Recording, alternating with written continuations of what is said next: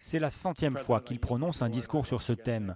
Le sénateur américain Sheldon Whitehouse est en croisade contre le réchauffement climatique et contre les républicains qui refusent toute loi visant à réduire les gaz à effet de serre.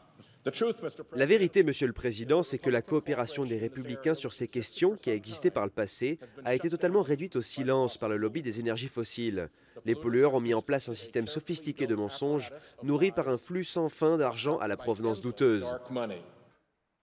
Toutes les semaines depuis 3 ans, le sénateur démocrate tire la sonnette d'alarme. Illustration à l'appui, il essaye de réveiller des parlementaires qui jusque-là refusent de passer à l'action, alors que de nombreux républicains sont encore convaincus que le réchauffement climatique est une invention de quelques scientifiques farfelus.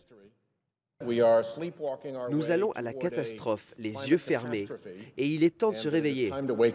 Au Sénat, Whitehouse représente le Rhode Island, petit État de la côte Est où l'industrie de la pêche serait, selon lui, déjà affectée par le réchauffement des océans.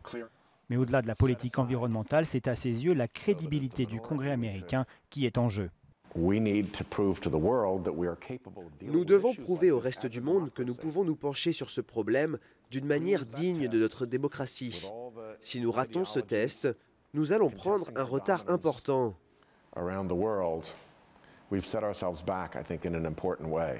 Son 100e discours derrière lui, le sénateur prépare désormais sa prochaine intervention et les dizaines d'autres qui suivront d'ici la fin de son mandat en 2019.